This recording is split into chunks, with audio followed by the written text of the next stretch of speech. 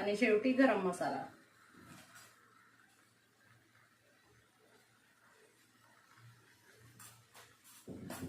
आणि आता परतून घेऊया छान।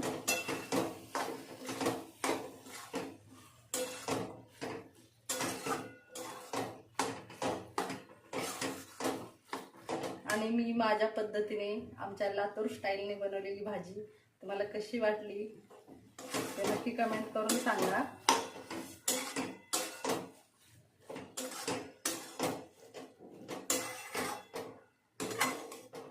पहा किती छान कलर आलेला आहे आणि भाज्या पण आता छान शिजलेल्या आहेत। हे पहा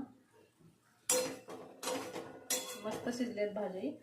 आता फक्त 1 मिनिट वाफ काढून घेऊया। बेसन टाकलेलं आहे आपण, ते बेसन शिजण्यासाठी आपण वाफ काढून घेऊया।